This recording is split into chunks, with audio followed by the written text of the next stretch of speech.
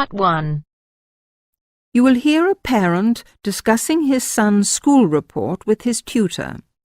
Listen and fill in the missing information in the report below. First, you have some time to look at questions 1 to 6.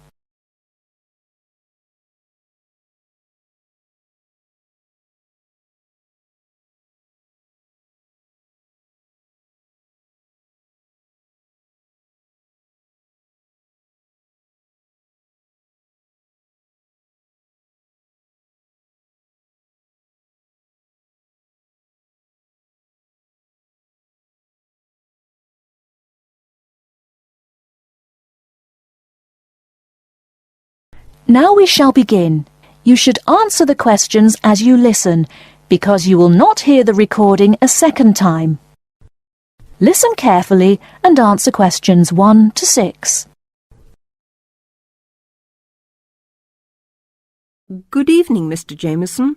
Please sit down. Good evening. Now, about my son Stephen's report. Yes, just a minute. Yes, now, what class is he in? Oh, yes, 4E. No, 4A, isn't it? Yes, that's right. Has he improved this year, Mrs. Hargreaves? Yes, I think overall, yes.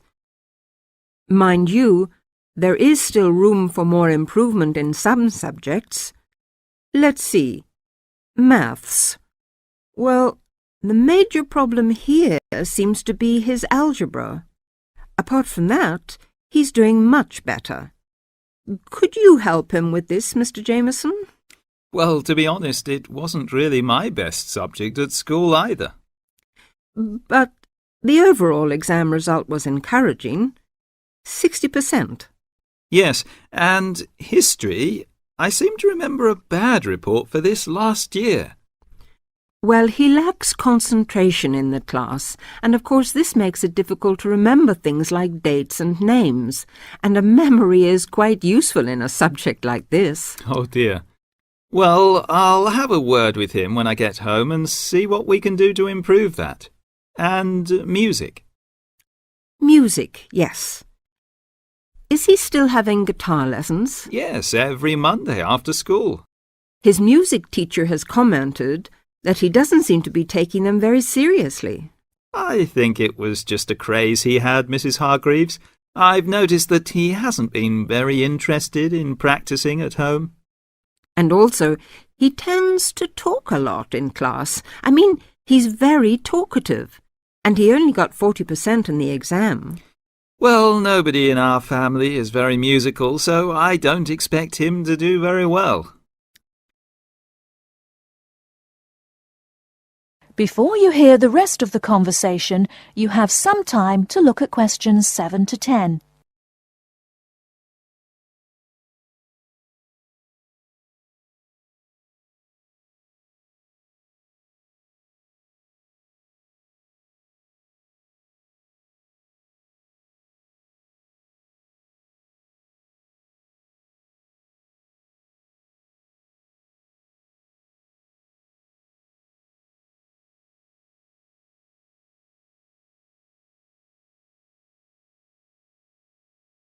Now listen and answer questions 7 to 10. Looking at his geography result, though, there has been considerable improvement, 64%. Yes, I remember him working at home a lot for some sort of project or something on... now, where was it? India, I think. No, on China. Yes. And it was an excellent piece of work. I saw it myself and was very impressed. And his art classes have also been going better this year. Yes, he became very interested in pop art after the school and went to the local art gallery to see the pictures there. His bedroom wall is covered with posters from the shop. Yes, and 58% is not bad for his exam result, considering how low it was last year. And now French.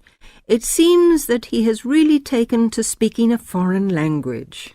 We hoped he would, because it's important to know another language these days, isn't it? Yes, quite. That's why we paid for him to go to France last Easter, so he could practice more. Wow, it seems to have done the trick. 80% is a very good mark. Now, Mrs. Hargreaves, I'd just like to ask you one more thing about...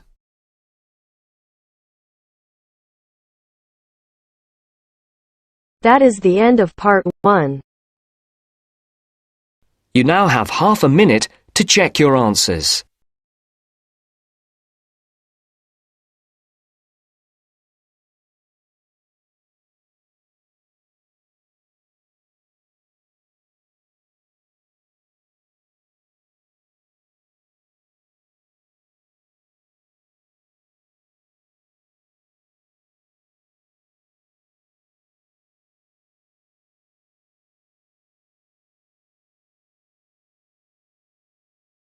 Now turns to part 2.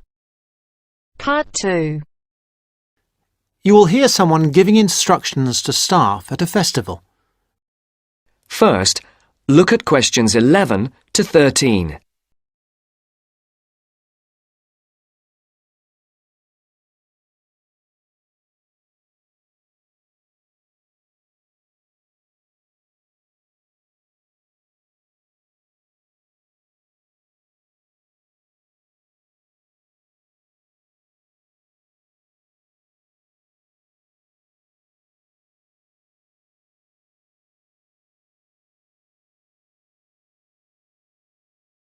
As you listen to the first part of the interview, Good morning, everybody. I'd like to welcome you to the Castle Pop Festival. My name is Sandy and I'm the General Manager of Castle Pop Entertainments. And I just want to take a few moments to mention a few things to you before you go and have your detailed briefings in your work groups. You all have a copy of the plan of the festival grounds. Now, most things are obvious, but I'd like to point out first the visitor toilets here along the side of the main area. Kindly do not use these yourselves. Your own facilities, the staff toilets, are beside the breakfast tent. Also, there are public telephones behind the stage. I mention these two things because they are places that visitors often ask for. For yourselves, one of the most important places is the staff meeting point. This is new this year, and the only thing to remember is that it exists and that when you refer to a meeting point between yourselves, you need to make clear which one you are talking about. The staff meeting point is between campsite 1 and the disabled viewing area. This is not marked on the general maps, but it is marked on the maps you've got there. The visitors' meeting point is, as you can see, in the centre of the main area, between the breakfast tent and the entrance. Now, another important facility is the first aid tent. This is a big round tent, so you can't miss it. It's on the right-hand side of the entrance, again as you come in. There are many other first aid facilities all over the festival site. In fact, there is a first aid box in every tent and sales point, but this is the central point. Finally, I wanted to mention the security on the site. Every year the festival gets bigger and bigger, and so every year we have to increase the security arrangements. We have a number of small security offices, one being near the entrance, but the main security office is opposite the disabled viewing area. It's next to the Old England pub so that the officers can keep an eye on what's going on there. And of course, in that office there is a full supply of first aid equipment too. And don't forget, those of you who can't wait till you get your pay at the end of the festival, there are some cash machines in the wall of the Old England pub. now look at questions 14 to 20.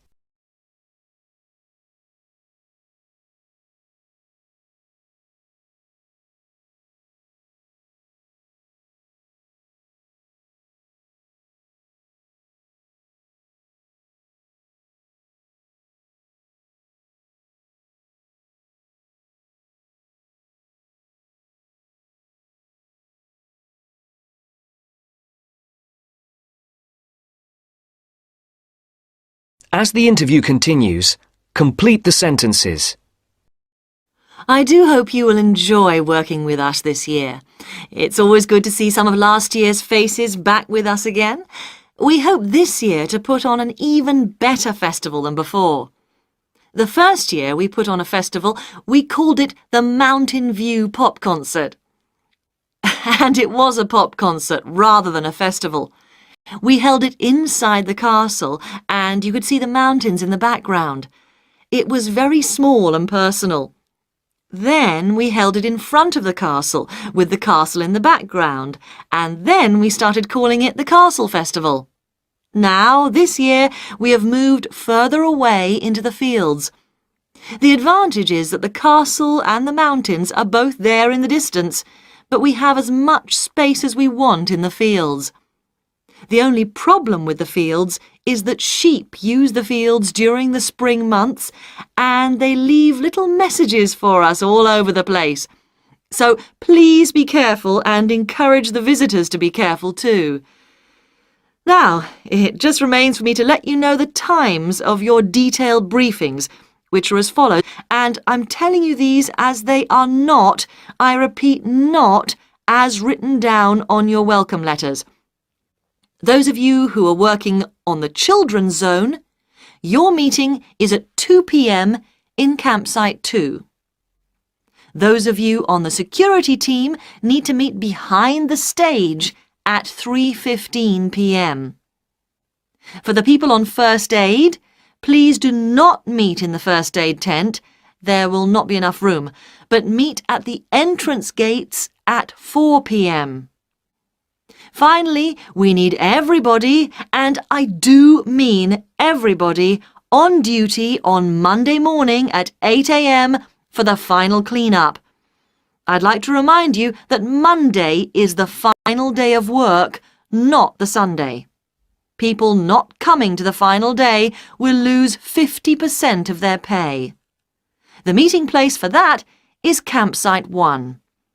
Now, good luck, and let's make this the best festival ever!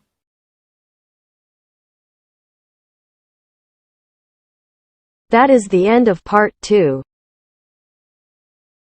You now have half a minute to check your answers.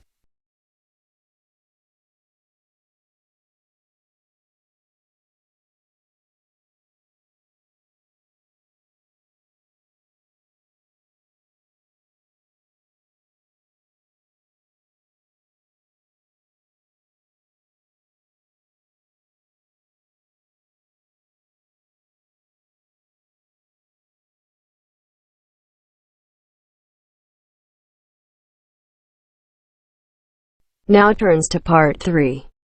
Part 3. Look at this advertisement for a job. Listen to Philip and Anne talking about the job and fill in the missing words. First, you have some time to look at questions 21 to 26.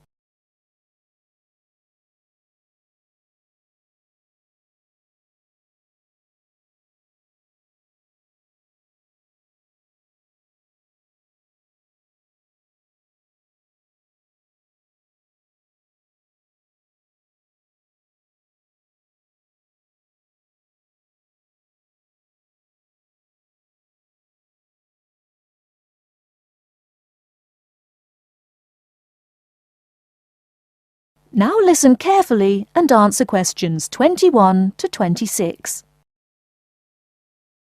Look, here's one that might interest you. What is it? Are you sure? The last one you sent me off to was a disaster. Yes, look. It says they want a junior sales manager, and it looks like it's a big international company. That'd be good. You might get to travel. What kind of company is it, though? Let's see. Yes, it's a textile company that seems to import from abroad. That's odd, isn't it? What else? They say the salary is really good. They operate a system of paying you a basic salary and then offering sales commission on top of that. They say it's high. And, oh look, they give you a car to travel around in. Gosh, that's not bad, is it? Do they say anything about experience? Let's see. No, they want someone young with ambition and enthusiasm.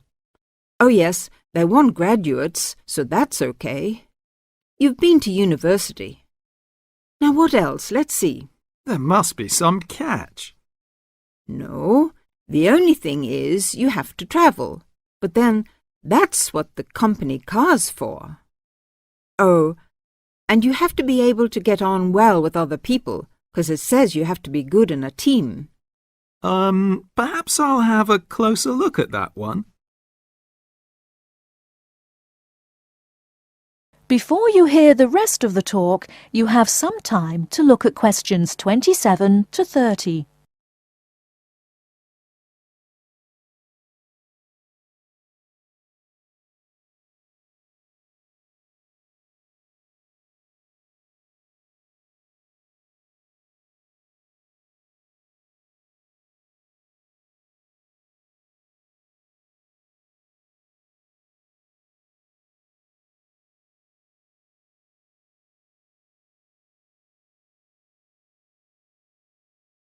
Now listen and answer questions 27 to 30. Now, could you tell us more about what you do in your department? I mean, what research are you actually doing at the moment? We're trying to find out as much as we can about dreams. There's one area that we're particularly interested in at the moment, and that is what we call directed dreaming. Directed dreaming. What is that exactly? Let me explain. You know, sometimes, if you're having a dream and you wake up in the middle of it, you can sometimes go back to sleep again and go back to the dream. Yes. Well, that is similar to what we call directed dreaming. Now, what I was talking about is a fairly common experience, but real directed dreamers are people who have always complete control over what they dream because they actually know what they're dreaming. They can dream what they want. Yes, nearly. Can anyone develop this ability? Well, that's one of the things that we would like to find out. At our centre, we have in fact got 3 people who are very reliable and who can have these directed dreams quite regularly. And what sort of experiments do you do with them? Well, a few weeks ago, we thought it would be interesting to see if there was any way that these 3 regular dreamers could communicate with each other in a directed dream while they were sleeping. So one night, we arranged for them all to stay at the centre. Then we asked the 3 of them, there were 2 men and a woman, we asked them all to go to a pub that they all knew quite well, down by the river, and asked them if they started dreaming to go down there and try to find each other. In the dream? Or 3 dreams? Yes, so they all went off to sleep, and the next morning we interviewed them all separately and asked them what they had seen. The 2 men had had dreams and could remember them, and they both said that they had been to the pub and had seen each other and had had a talk. But also, both of them said that they hadn't seen the woman, and we thought that was a bit odd. And then we talked to her, and she told us that she hadn't had a dream at all that night, or she couldn't remember it anyway. Fascinating. So both of the men said she hadn't appeared in their dreams, and that was because she hadn't in fact been dreaming. Yes, though of course it could just be a coincidence. But that's the kind of thing that we're trying to find out more about. Well, thank you very much, Dr. Border. It's been fascinating talking to you. Thank you.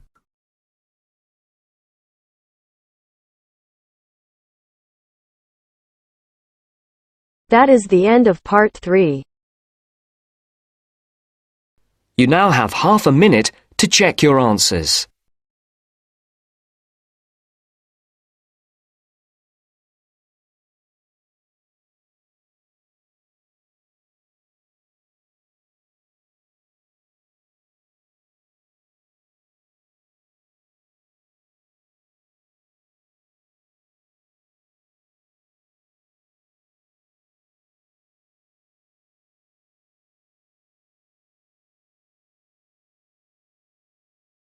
Now turns to Part 4.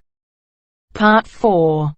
You will hear an extract from an introductory talk given to a group of students who have just entered a university residential college. The speaker is the principal of the college. First, you have some time to look at questions 31 to 40.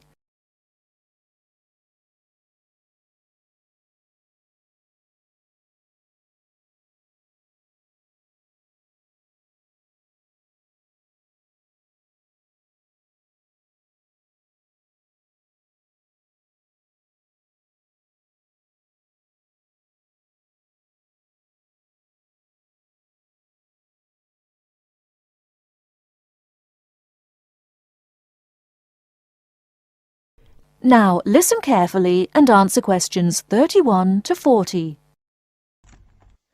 Good morning and welcome to Scholastic House. I'm delighted to see you here. It is my duty to explain to you some of the history of our college and some of the traditions which I hope you will uphold. The idea for Scholastic House was expounded by Samuel Wells in 1898. Wells was a visionary whose ideas were well ahead of his time. He wanted a college which would encourage friendship between people of different races and nationalities. Wells died in 1900 before he could see the college in action. Scholastic House finally began operating in 1903 with 10 students. Those students came from Asia, Europe and the Americas. At that time, Scholastic House accepted only male students, although it has been co-educational since 1963. 9 of these foundation students went on to lead illustrious lives. The only exception died tragically on his way home from Scholastic House to Sarawak.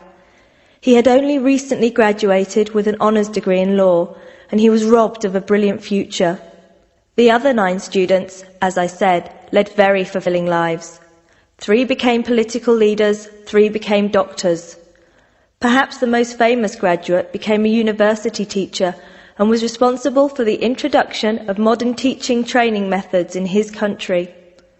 2 of the original group became senior engineers and went on to deeply influence the way the water systems of their country were exploited. The college ran into hard times during the period of the Great War, 1914 to 1918, when the charter of the college was interpreted to mean that neither students nor staff could take part in the war effort.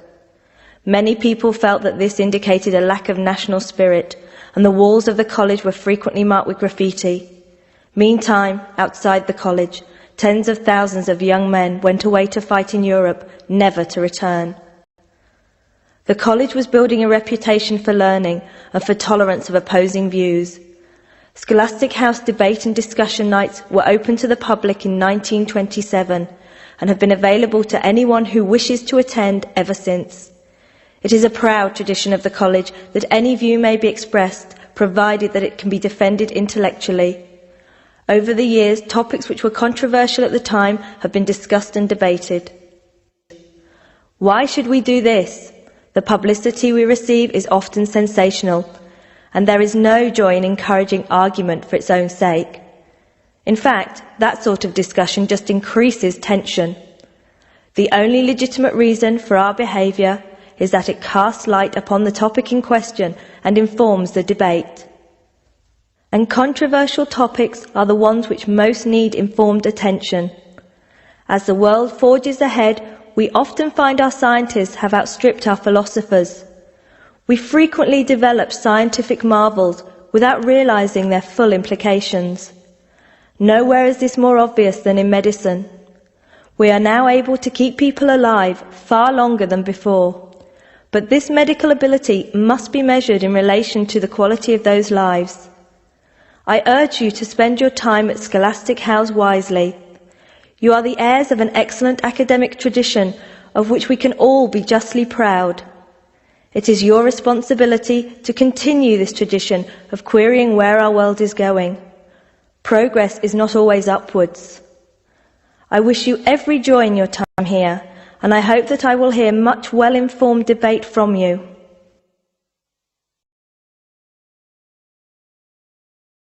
That is the end of Part 4. You now have half a minute to check your answers.